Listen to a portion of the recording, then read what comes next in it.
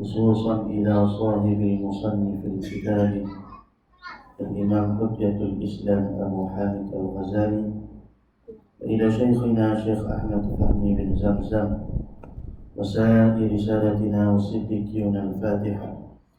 أعوذ بالله من الشيطان الرجيم. بسم الله الرحمن الرحيم. الحمد لله رب العالمين الرحمن الرحيم مالك يوم الدين إياك نعبد وإياك نستعين اهدنا الصراط المستقيم صراط الذين أنعمت عليهم غير المغضوب عليهم ولا الضالين آمين يا رب العالمين. اللهم صل صلاة كاملة وسلم سلاما تاما على سيدنا محمد الذي تنحل به العقد وتنفرج به الكرب وتقضى به الحوائج وتنال به الرغائب وحسن الخواتيم ويستسقى الغمام بوجهه الكريم وعلى آله وصحبه في كل لمحة ونفس بعدد كل معلوم لك. اللهم صل صلاة كاملة وسلم سلاما تاما على سيدنا محمد الذي تنحل به العقد وتنفرج به الكرب وتقضى به الحوائج وتنال به الرغائب وحسن الخاتم ويستسقى الغمام بوجهه الكريم وعلى آله وصحبه في كل لمحة ونفس بعدد كل معلوم لك. الحمد لله رب العالمين والصلاة والسلام على أشرف الأنبياء والمرسلين وعلى آله وصحبه أجمعين. سبحانك لا علم لنا إلا ما علمتنا إنك أنت العليم الحكيم ولا حول ولا قوة إلا بالله العلي العظيم. رب اشرح لي صدري ويسر لي أمري واحلل عقدة من لساني يفقه قولي وسدد لساني واهد قلبي بحق سيدنا وجدنا رسول الله صلى الله عليه وسلم. يا أيها الذين آمنوا اصبروا وصابروا ورابطوا واتقوا الله لعلكم تفلحون. اللهم أرنا الحق حقا وارزقنا اتباعه. Ya Allah, ya Tuhan kami, tunjukkanlah kepada kami yang benar itu sebenar-benarnya, dan jadikanlah kami di kalangan orang yang mengikuti akan kebenaran. Wa arinal batila batilan warzuqna ijtinabah. Ya Allah, tunjukkanlah kepada kami yang batil, yang sesat itu sebenar-benarnya sesat, dan jauhkanlah kami daripada mengikuti akan kebatilan dan kesesatan. ربنا افتح بيننا وبين قومنا بالحق وأنت خير الفاتحين إلهي أنت مقصودي ورضاك مطلوبي أعطني محبتك ومعرفتك يا الله نويت التعلم والتعليم والتذكر والتذكير والنفع والانتفاع والإفادة والاستفادة والحث على التمسك بكتاب الله وسنة رسول الله والدعاء إلى الهدى والدلالة على الخير ابتغاء وجه الله ومرضاته وثوابه وقربه سبحانه وتعالى. Para hadirin sidang jemaah muslimin muslimat, ayahanda, bonda, adik kakak, tuan-tuan yang dirahmati lagi diberkati oleh Allah Ta'ala sekalian. Alhamdulillah, syukur kita kepada Allah dengan segala limpahan rahmat kasih sayang Allah. Allah Ta'ala masih izinkan kita lagi bagi pertemuan. Allah Ta'ala izinkan kita untuk melakukan ketaatan dan meneruskan pengajian kitab kita pada malam ini.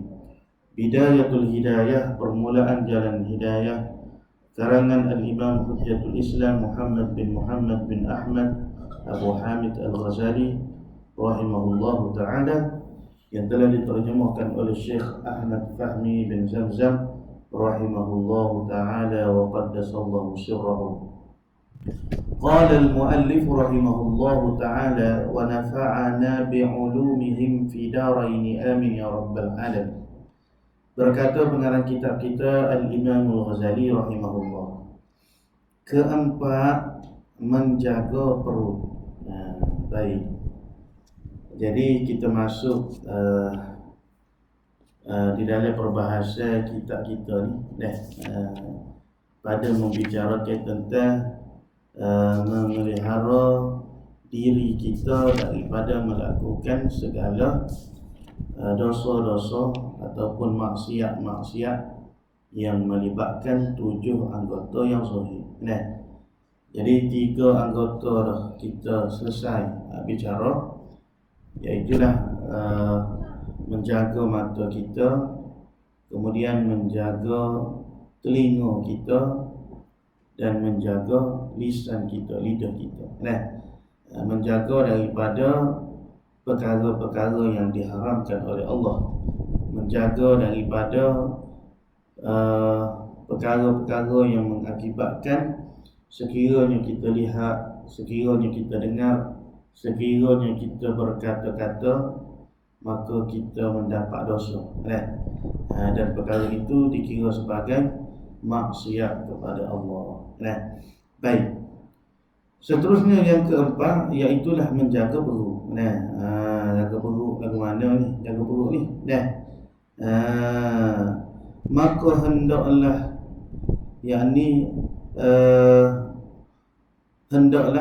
patutlah. Maka hendaklah engkau memelihara perutmu, menjaga perutmu. Menjaga bermakna memelihara perut kita. Memelihara lagu mana? Memelihara perutmu daripada memakan makanan yang haram. Itu yang pertama. Jadi nak jaga perut, nak jaga nikmat perut yang Tuhan beri kepada kita. Jadi nikmat perut ni dia ada hikmah, hak bangsa dunia dan juga bangsa akhirat lah. Hak bangsa dunia kita kata dengan sebab perut yang kenyang boleh mendatangkan kesedapan. Perut yang kenyang juga mendatangkan kenikmatan di dalam urusan jima dengan isteri dan sebagainya lah. Maknanya hak tu nikmat duniawi. Tuhan jadikan kepada kita perkara tersebut supaya kita mensyukuri nikmat yang Allah Ta'ala beri. Kemudian kita jaga daripada perkara-perkara yang Tuhan larang. Ataupun kita kata kita jaga nikmat yang Tuhan beri kepada kita tu dengan kita melakukan perkara yang Tuhan suruh. Itu makna syukur. Hendaklah kau memelihara perutmu daripada pertama memakan makanan yang haram. Jadi nak makan boleh, tapi pastikan yang halal, bukan makanan yang haram. Nah, dan yang syubhah ni maknanya diragui, disyoki, diragui lah kita kata status kehalalan dia tu. Tak tahu sama ada makanan tersebut halal ataupun tidak. Terutama zaman hari ni, zaman kita sekarang ni terlalu banyaklah makanan-makanan yang syubhah ni. Macam-macam lah. Kau ada jeleting babi, tak jeleting babi ataupun kita kata daripada sumber yang syubhah. Boleh jadi belaka tu. Makanan yang haram ni sama ada ain makanan itu sendiri haram daripada anjing dan babi, ataupun daripada sebarang unsur-unsur yang ada campuran dengan anjing dan babi. Sama ada daging dia, darah dia, lemuk dia, macam-macam lah.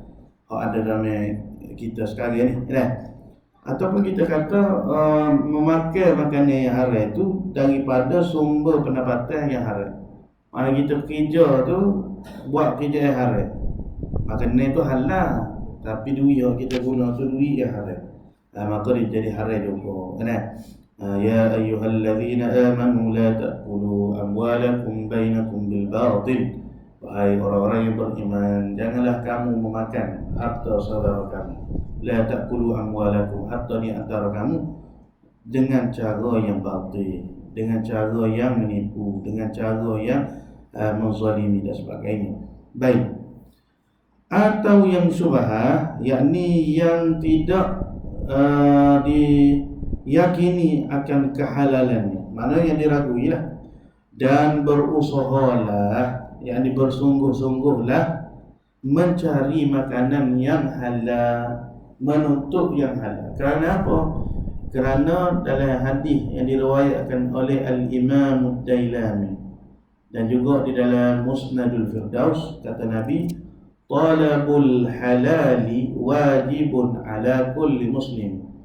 Menuntut yang halal itu, cari makanan yang halal ni adalah fardu ain, wajibun, wajib atas tiap-tiap orang yang Islam, atas orang-orang yang mengaku dia beriman kepada Tuhan.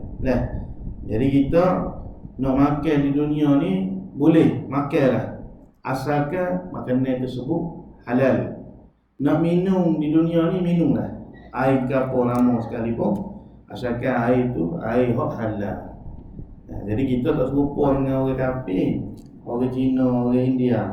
Dia boleh makan belaka ikut suka hati dia. Babi dia boleh makan, khinzir dia boleh makan, aruk dia boleh minum. Apa lagi? Bahkan dia kata dia tak rasa bersalah, tak rasa berdosa dan apa ni dan sebagainya lah. Maknanya benda tu asalkan dia kata sedap, walaupun makanan yang tidak disembelih dan sebagainya, tak ada masalah. Sebab dia tak terikat dengan hukum. Tapi kita orang Islam ni kena tengok. Kalau nak beli ayam pun lah ni pun maknanya macam-macam lah. Pastikan yang halal. Kemudian benda tu maknanya kita yakin dah. Sekurang-kurang yakin kita kata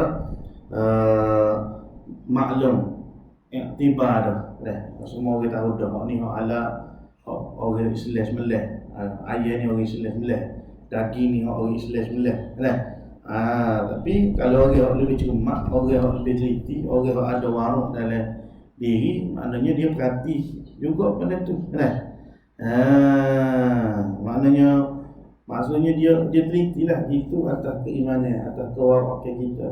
Kalau syarat kan memadai dah. Mana kalau ada logo halal tu kira halal lah. Cuma sekarang logo halal pun orang boleh tipu dan sebagainya. Baik. Bahkan kata Al-Imam Al-Ghazali rahimahullahu ta'ala, wal halalu kathirun wa laysa 'alayka an tatayaqqana bawatin al-umur, bal 'alayka an tahtarina mimma ta'lamu annahu haramun aw tadhannu annahu haramun dhanna yahsulu min 'alamati najidatin maqrunatin bil mal. Dan yang halal itu banyak, dan tidak lazim, mana tak wajib atasmu bahawa engkau yakin pada batin sesuatu itu akan halalnya. Maknanya tidak kerjaan kita lah, kita cari siapa dia itu ke sembelih. Siapa setara tu, hak tu bukan kerjaan hak syarak. Tetapi lazim atasmu, memadai bagi kita tu memelihara daripada barang yang engkau ketahui bahawasanya ianya haram, atau engkau sangka bahawa ia adalah haram dengan sangka yang hasil ia daripada alamah, tanda-tanda yang nyata yang berserta dengan harta tersebut. Adapun yang yakin diketahui akan halalnya itu amatlah banyak, dan setengah daripadanya itu harta yang diambil daripada kafir harbi, barang yang diperkara apa jalan yang dapat engkau ambil daripadanya, maka iaitulah halal.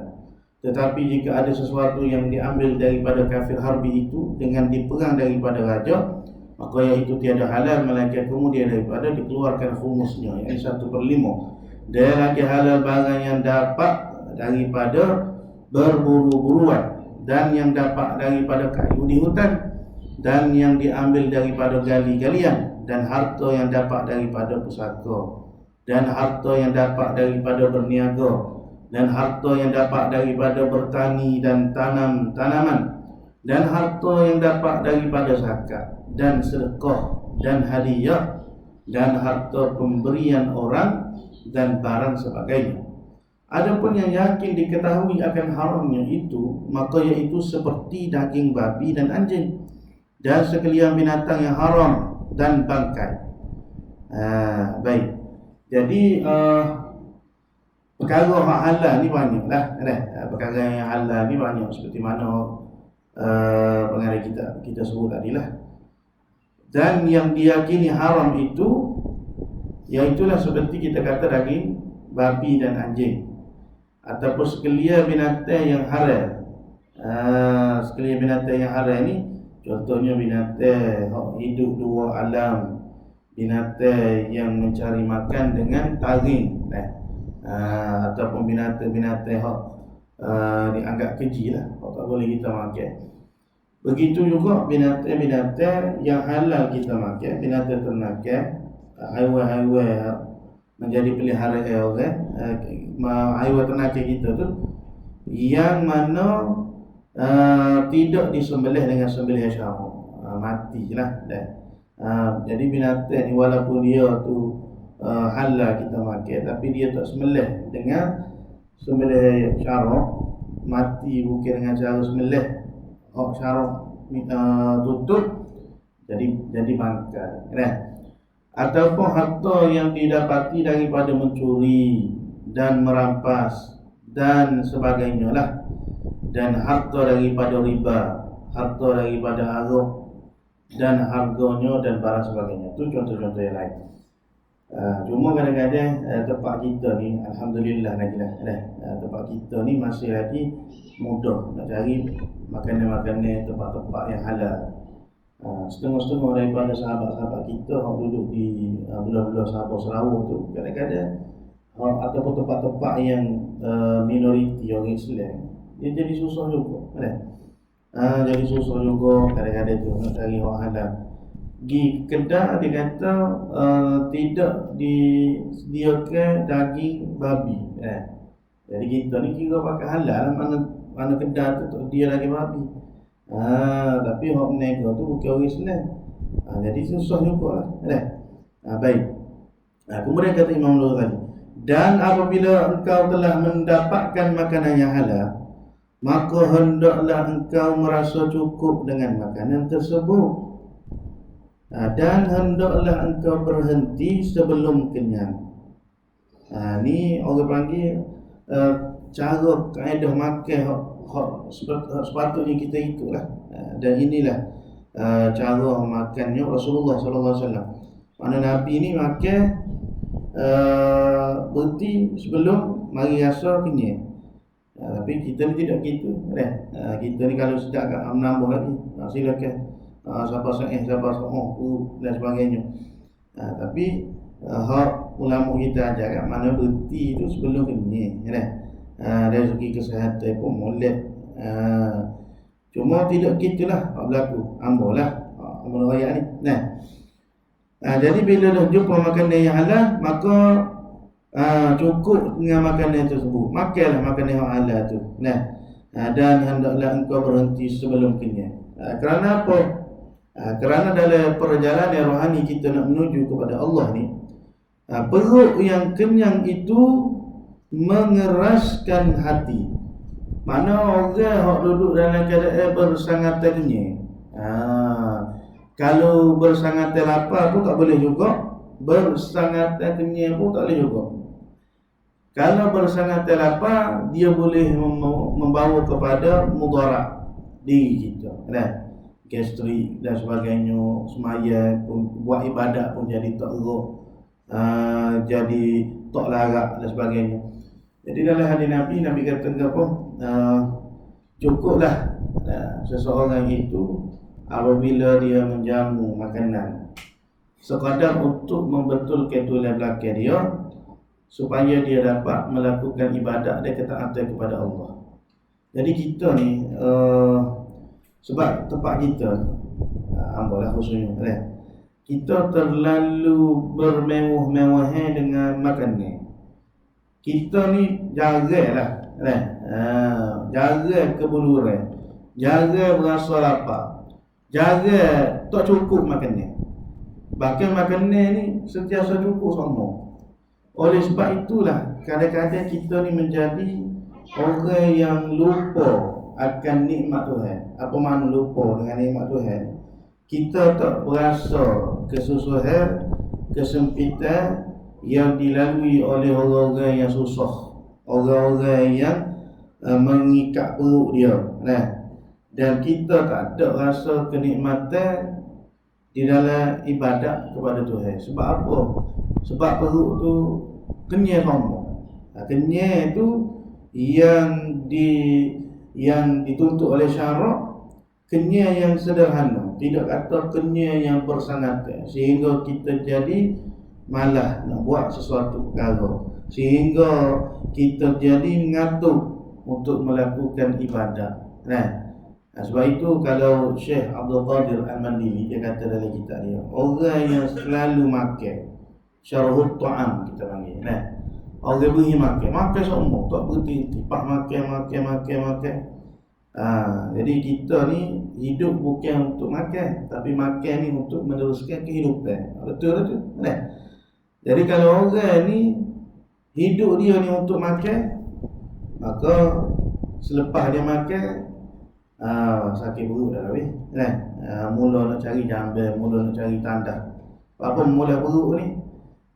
Kita dah berok, buai besar, buai kecil dan sebagainya. Lepas tu makan pula, pagi tanah pula. Jadi kerjaan dia nya tak ada kerja lain, makan, lepas tu pergi jamban, lepas tu tubik makan, pergi jamban.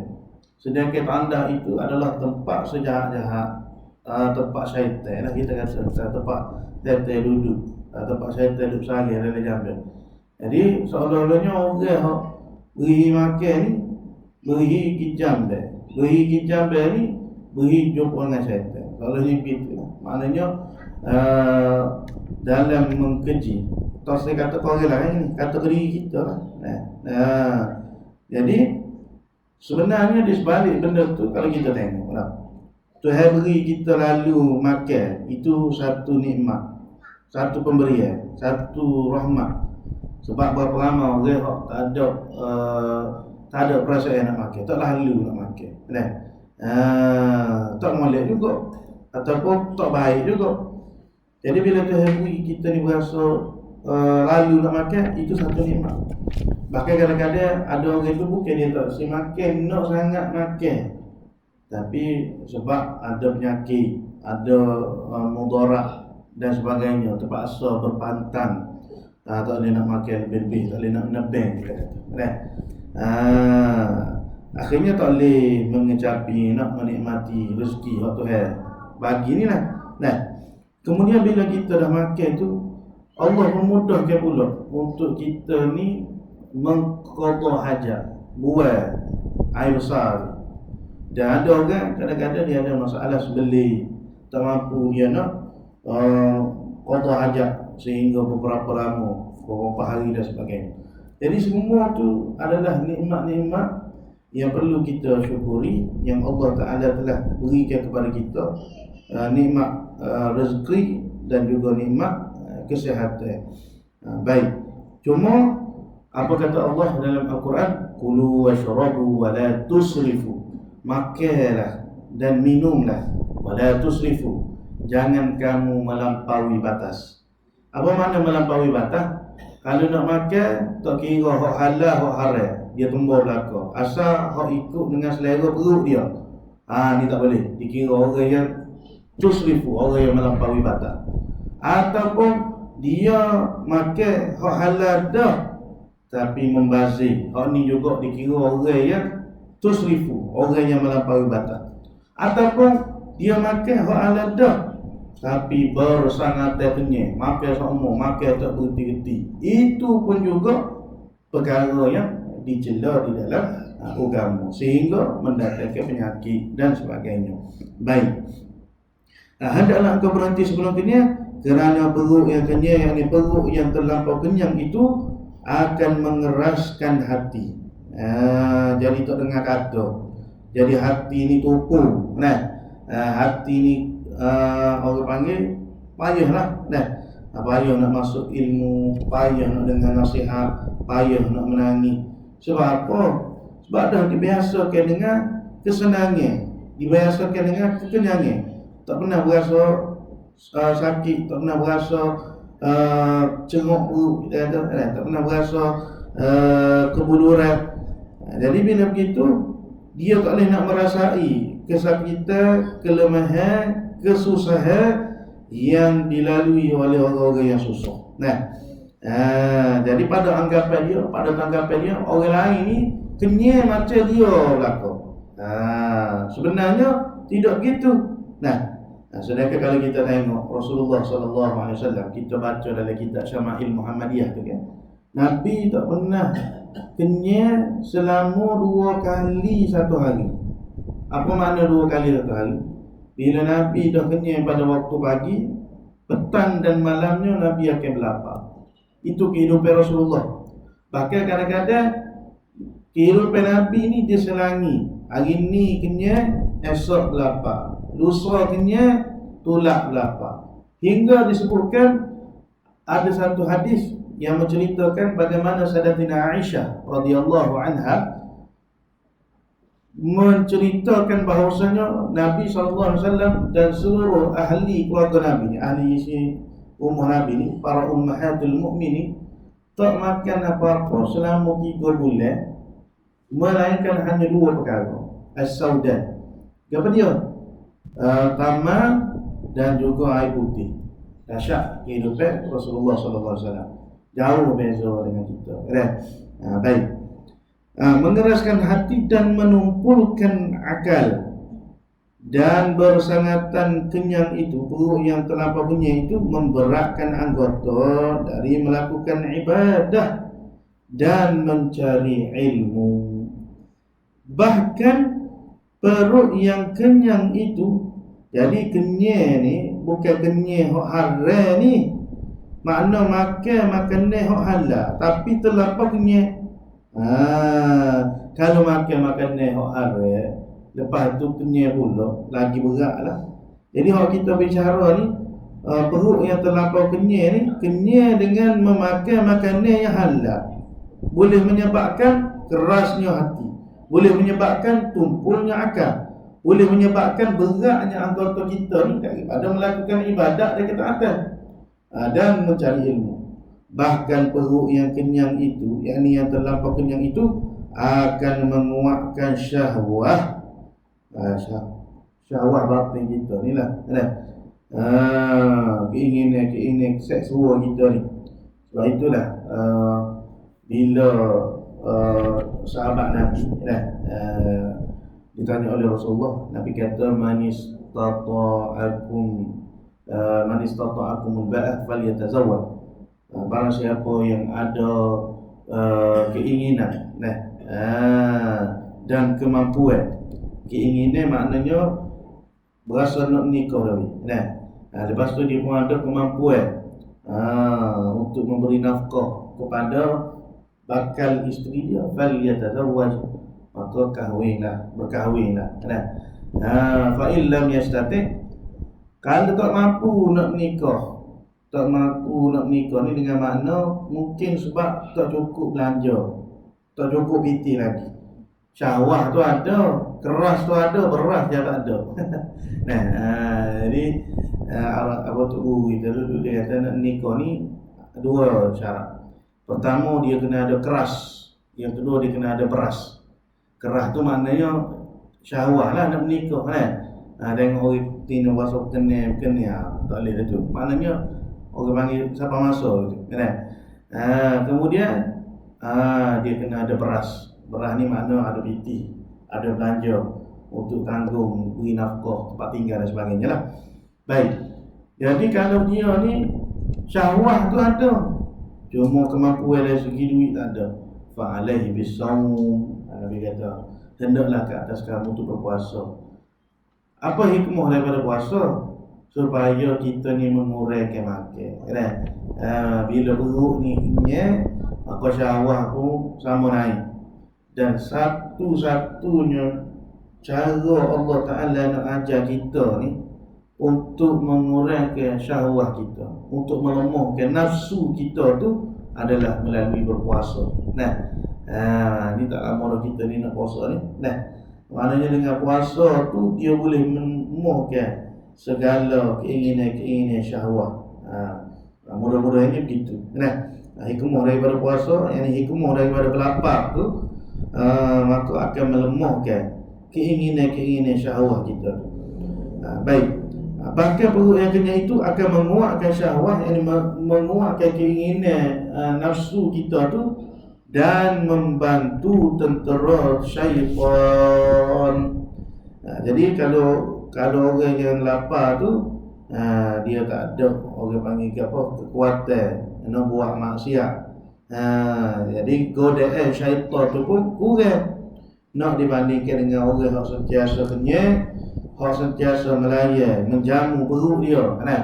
Maka ketika tu godaan syaitan pun kuat untuk dia melakukan perkara-perkara yang haram. Ni sebab apa ni? Ini biasa berlaku kalau orang ada ada keluasan rezeki, kita kata duit yang banyak kan. Kalau kita ni bila ada harta yang lebih, kita kata duit lama-lama juta-juta. Nah, waktu lebih kuat ujian nak dibandingkan dengan kita orang miskin. Sama juga kalau kita nak cakap soal zuhud, soal tawadhu, soal qanaah. Nah, kita bolehlah bercakap zuhud berpada dengan harta. Muka kita tak ada scamping dah. Itu je kita ada lalu. Tapi kalau orang yang ada harta, orang yang ada keluasan rezeki, Tuhan beri kepada dia duit banyak dan sebagainya, bila dia duduk di maqazuhu, bila dia duduk di tangga berpada dengan dunia ni, maka ketika tu dia ni memang orang hebat semua kan. Mana hati dia tu lokoh dengan keinginan dunia, sekalipun dia memiliki harta duniawi. Kita ni orang yang tak ada harta ni, kita bercakap je di lisan kita, di mulut, dalam perut bedah, dalam hati beletul lagi. Boleh jadi kita tu lebih tamak daripada orang yang ada harta benda tu kan. Sebab itulah zuhud ni pakaian hati, benda duduk dalam perut bedah kita. Tamak tu bukan pada pemilikan, tetapi pada hati kita, tempat duduknya situ. Baik. Kenyang yang halal, kenyang yang halal adalah sebab segala kejahatan, maka betapa pula kenyang dengan makanan yang haram. Apatah lagi kalau kita tu makan makanan yang haram. Kullu lahmin nabata min suhtin fannar wa aulabi. Setiap daging yang tumbuh daripada sumber yang haram. Kullu lahmin nabata min suhtin, daripada perkara yang haram. Jadi banyaklah sekarang ni orang yang mengambil harta dengan cara yang batil. Contohnya misalnya kita kata gini, setengah-setengah daripada bukan nak kata apa-apa, ni satu peringatan tu dia apalah. Setengah-setengah daripada jemaah-jemaah, NGO, kumpulan-kumpulan, dia buat NGO untuk kebajikan, untuk membantu orang lah kita kata, kan? Jadi buat kutipan rumah, buat kutipan sumbangan, ataupun kita sendiri buat kutipan untuk pembangunan wakaf tanah untuk madrasah, wakaf masjid, wakaf madrasah dan sebagainya. Kemudian kita tu ambil komisen atas joguti rumah. Bukan tak boleh nak ambil upah, ujrah dia panggil, kan? Ulama kata qiyah kepada orang ambil zakat lah. Masalahnya sekarang hak joguti itu hidup kaya raya. Jadi jutawan. Hak madrasahnya tak terbina, hak kebajikannya tak terlaksana. Bila dia meletakkan komisen tu terlampau tinggi, 40%, 30%, tak pada. Sedangkan hak yang dibolehkan dalam agama kita bukan tak boleh langsung, kan? Kalau tak boleh langsung, hanya juga dia panggil menzalimi orang yang bekerja ni. Boleh ambil upah, tetapi sekadar untuk melepaskan segala beban-beban, tanggung-tanggungnya hak dia lakukan. Misalnya duit minyak, tu tak apalah. Ni nak cover puluh-puluh persen. Akhir sekali dia pada makan komisen. Bahkan hal ni memang betul-betul berlaku di tempat kita lah. Pada hari ni ada setengah NGO hak memang struggle tu, hak memang orang panggil kuat dah, kukuh dah bertapak dah lama dah. Dan sumbangan orang tu memang banyak kepada dia. Jadi dia ni bulan-bulan makan 10,000, 20,000 duduk saja. Sebab apa? Klaim atas orang sumbang pada tabu dia.